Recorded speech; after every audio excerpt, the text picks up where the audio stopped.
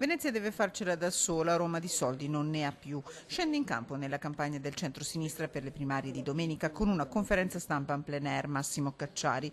Lo fa per ribadire il suo sostegno a Nicola Pellicani, un candidato in grado di incarnare la politica di sviluppo della città. Sereno, un libro in mano, Cacciari parla a ruota libera.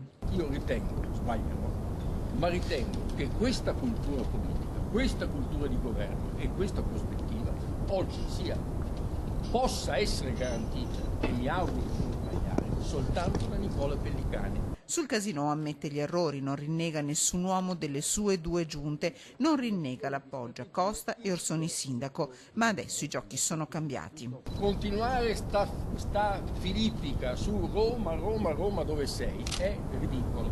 Roma non c'è più dal punto di vista dei finanziamenti, è chiaro.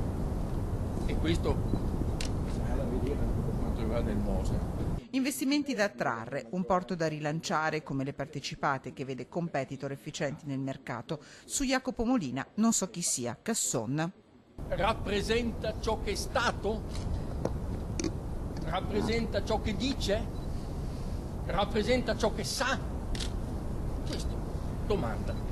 Io mi dico sì, bene, vi credo. La città deve fidarsi ancora del centro-sinistra, ribadisce i presenti, tra di loro Gianfranco Bettin, puntualizzando che da domani si interesserà di altro. A pochi metri Pellicani incassa il sostegno dei sindaci del PD, di quelli della città metropolitana, Silvia Conte di Quarto d'Altino, Andrea Follini di Marcon, ma anche del primo cittadino di Treviso, Giovanni Manildo. Uno dei primi atti che dovrà fare il prossimo sindaco è quello di istituire la città metropolitana.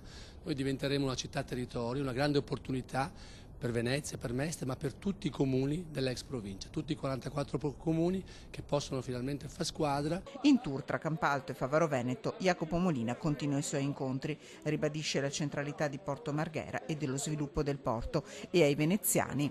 No, io sento invece una città in tutto il comune, in ogni parte del comune che ha voglia di reagire, che vuole dimostrare che Venezia non è quella che, quella del 4 di giugno, ma è una città che invece è in grado di riprendersi, che ha dignità e che vuole farlo a testa alta.